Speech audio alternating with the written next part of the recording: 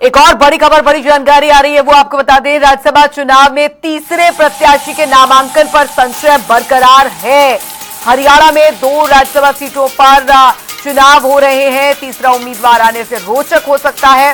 राज्यसभा चुनाव आंकड़ों के लिहाज से एक सीट बीजेपी के खाते में जानी तय है, आंकड़ों के लिहाज से एक सीट कांग्रेस के खाते में जानी तय है। लेकिन निर्दलीय उम्मीदवार आने से दिलचस्प होगा हरियाणा का चुनाव। कांग्रेस में नए उम्मीदवार के आने से नेता और विधायक अचंभित। देर रात भी बीजेपी विधायकों और छोटी टोली की बैठक हुई है।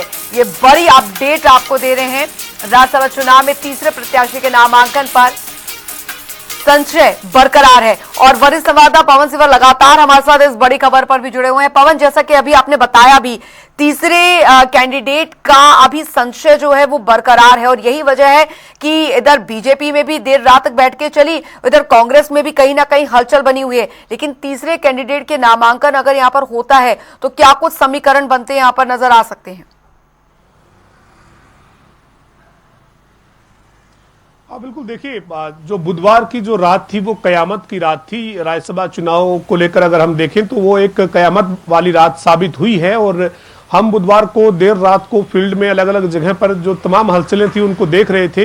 अशोक अरोड़ा जो कांग्रेस के वरिष्ठ विधायक हैं, उनके सरकारी आवास पर एक डिनर जो है वो रखा गया था। उस डिनर में भूपेंद्र सिंह हुड्डा समेत कांग्रेस के तमाम विधायक पहुंचे और देर रात तक यानी करीब 11:30-12 बजे तक जो है वो मंथन किया गया। मंत्रणा चर्चा जो है वो वहां पर डिनर डिप्लोमेसी के दौरान होती रही।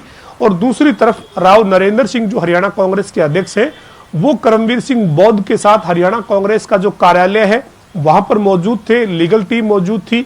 यानी करमवीर सिंह बौद्ध के लिए औपचारिक ऐलान भले ही अभी सूची सामने आई है, लेकिन कल ही शाम को ही कांग्रेस के नेताओं को सूचित कर दिया गया था। और यही वजह है कि करमवीर सिंह बौद्ध के नामांकन से जुड़े हुए डॉक्यूमेंट जो है वो बुधवार की देर रात को ही तैयार कर लिए गए थे। और वो जो देर रात को डॉक्यूमेंट तैयार किए गए थे, उन डॉक्यूमेंट को तैयार करने के बाद जो अशोक अरोड़ा के घर पर डिनर था वहां पर जो वो सारी चीजों पर एक बार फिर से चर्चा हुई थी। और दूसरी तरफ बीजेपी की जो बैठक है वो मुख्यमंत्री नायब सिंह सैनी की अध्यक्षता में जो मुख्यमंत्री का संत कबीर कुटीर आवास है वहां पर हुई थी।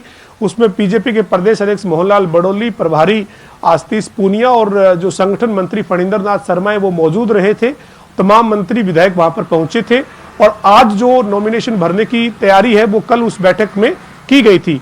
लेकिन उस बैठक के बाद एक देर रात को करीब 10 बजे से लेकर 11:30 बजे तक एक बैठक हुई थी, जिसमें छोटी टोली की बैठक थी। छोटी टोली की बैठक में मुख्यमंत्री नायब सिंह सैनी थे, बीजेपी के प्रदेश अध्यक्ष मोहनलाल बड़ौली थे, प्रदेश महामंत्री मौजूद रहे थे और उसमें जो है वो संगठन मंत्री शामिल थे।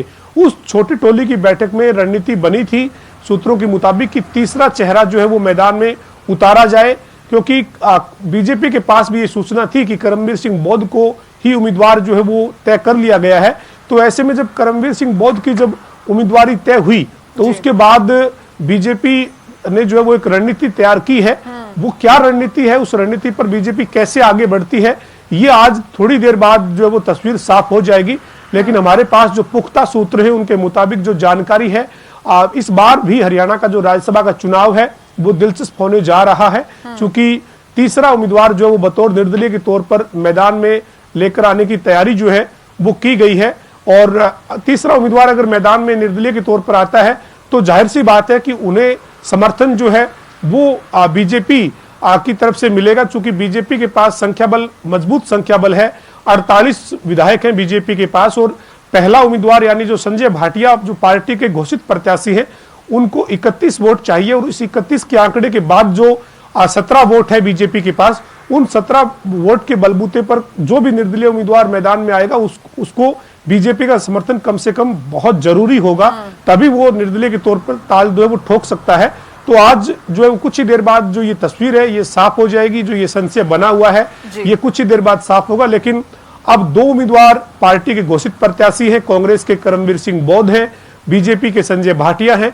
लेकिन तीसरा चेहरा जो है वो निर्दलीय के तौर पर मैदान में आने की चर्चाएं सूत्रों से मिल रही है। और अभी देखना यही है कि कुछ देर बाद क्या तस्वीर आज इस पूरे मामले में बनती है। लेकिन अगर तीसरा उम्मीदवार मैदान में उतरता है तो हरियाणा का राज्यसभा का चुनाव जो है वो काफी खास और महत्वपूर्ण हो जाएगा, क्योंकि इससे पहले भी हरियाणा के हाल ही के 2 जो राज्यसभा के चुनाव है वो काफी चर्चित रहे हैं, चाहे वो जिसमें सुभाष चंद्रा राज्यसभा पहुंचे थे, जो शाही कांड के नाम से, इंक कंट्रोवर्सी के नाम से चर्चित हुआ था, या फिर दूसरा जो चुनाव जो कार्तिकेय शर्मा जीते थे जिसमें कांग्रेस के अंदर भीतरघात हुआ था, तो उस चुनाव की बात करें, दोनों चुनाव जो वो काफी चर्चित रहे हैं।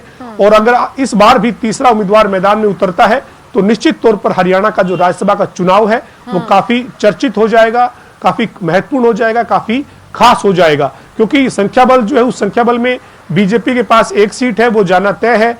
संख्या बल कांग्रेस का भी मजबूत है, लेकिन इसके बावजूद अगर तीसरा उम्मीदवार आता है तो क्या कोई सेंधमारी हो पाएगी कांग्रेस में, या कहां किस तरीके की सेंधमारी होगी या नहीं होगी, ये तस्वीरें जो है वो आने वाले दिनों में ही साफ होगी। लेकिन आज का जो दिन है वो काफी खास है, और इससे पहले जो कल यानी बुधवार की जो रात थी वो भी कयामत की रात साबित हुई है। बिल्कुल पवन, आपसे आगे भी अपडेट लेते रहेंगे। फिलहाल